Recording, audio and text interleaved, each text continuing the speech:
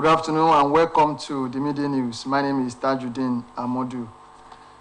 The Independent National Electoral Commission, INEC, has announced that the governorship and House of Assembly elections have been postponed till March 18.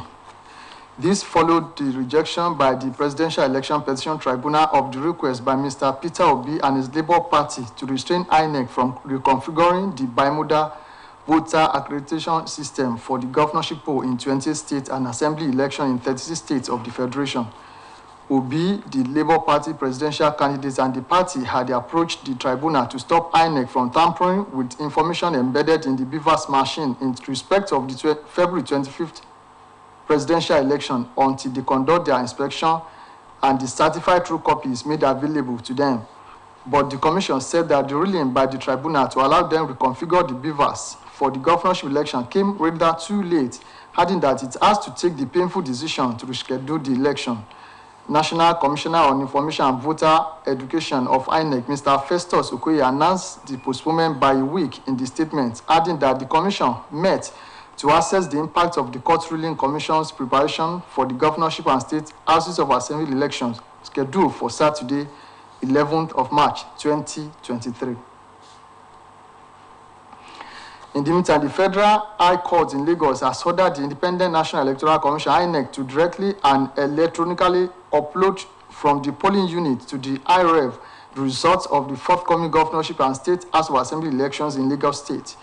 Justice Peter Lifu made the order while delivering judgments on a suit filed by the Labour Party and the 41 others, in which they sought an order of mandamus to compel INEC to obey the Electoral Act and its guidelines for the conduct of the elections.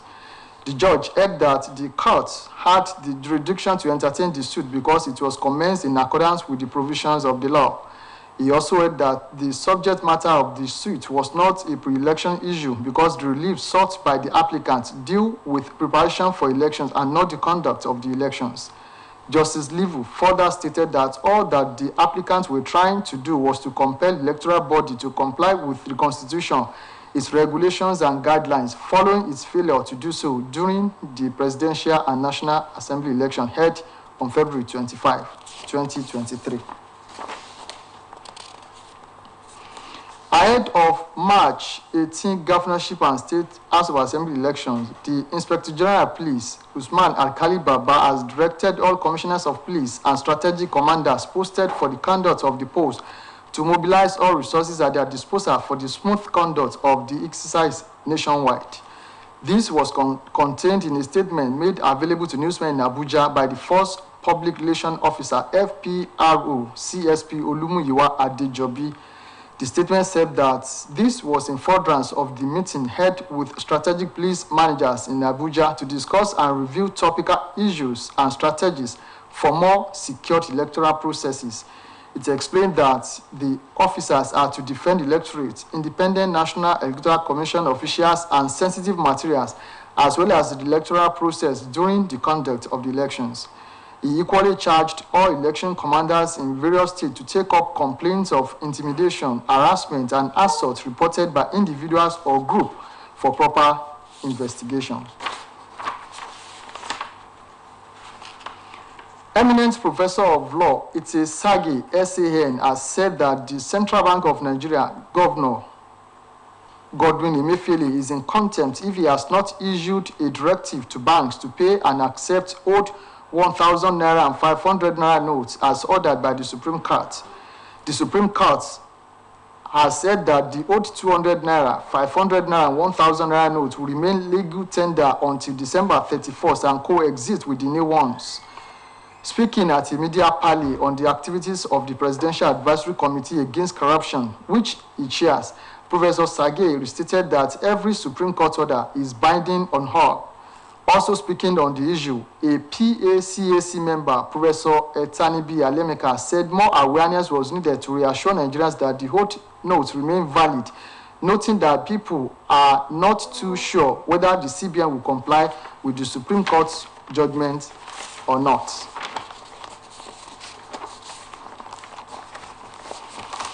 Osun State Governor Senator Ademola Adeleke has expressed the need for individuals to support officers of the National Population Commission, NPC, on the duty in the upcoming census and enumeration.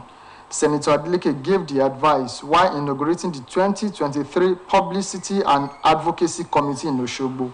Said Adeboje covered the program. His reports.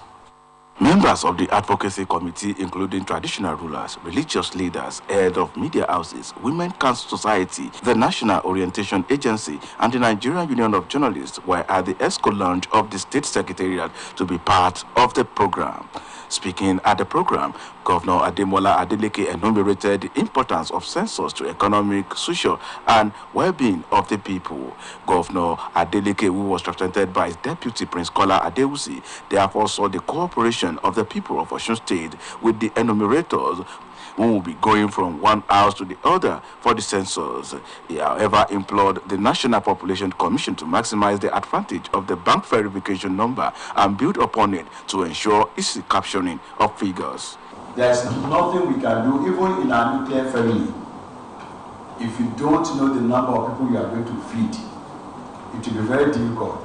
So if we know the number of people living in Nigeria, it provides opportunity for the government to plan ahead for the benefits that we are to derive, in the near future.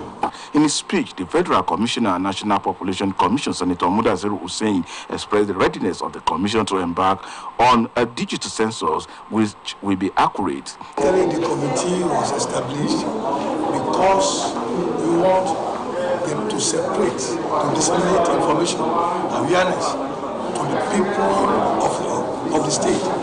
We look at the work.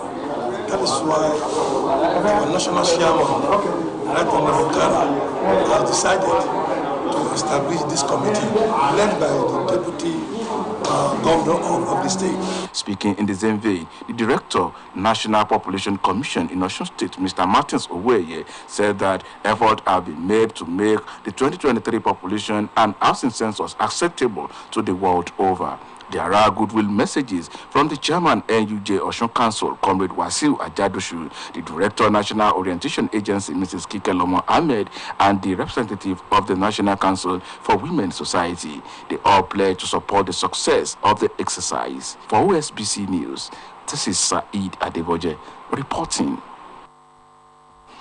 As the world marks the World Kidney Day, medical experts have said that no fewer than 45,000 Nigerians die yearly owing to kidney failure. They said 50,000 patients need kidney transplants and dialysis yearly, but only 5,000 get it. On second Thursday of March, the world celebrates World Kidney Day to raise awareness of kidney diseases.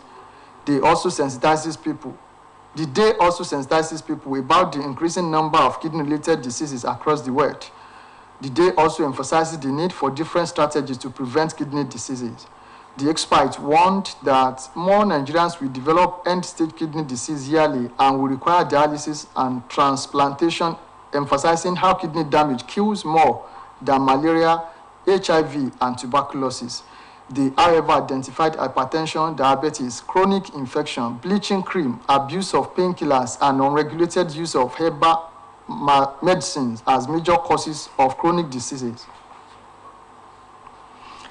And now to sports. Heavyweight champion Alexander Usyk has said Tyson Fury will prove a more difficult opponent than British Nigerian Anthony Joshua. Usyk won back-to-back decision over Joshua to become the unified heavyweight champion of the world and has been heavily linked to an undisputed clash with Fury in recent months. He thought Fury would be a tougher fight than Joshua. Usyk admitted he thinks the Gypsy King will prove to be an even toughest test. Fury vs. Usyk is considered one of the best fights to be made in the sport, and the winner will be the first undisputed heavyweight champion of the world since Lennox Lewis. And on the foreign scene, the United Nations said that Syria's Ministry of Transport had diverted all flights with earthquake aid to Damascus or Latakia. U.S. State Department spokesperson Ned Price said that he could not speak to attribution for air attack, adding that Washington will worry if there was any lengthy halt to the flow of humanitarian aid. Meanwhile, Deputy UN spokesperson Farhan Haq said that the closure of the airport could have severe severe humanitarian implications for the people in Aleppo, one of the worst earthquake impacted governorates in the country, and could also affect the wider vulnerable population who need humanitarian assistance. And with that, we have come to the end of Midday News on OSBC this afternoon. It was edited by Babatunde Bolatito. Good afternoon.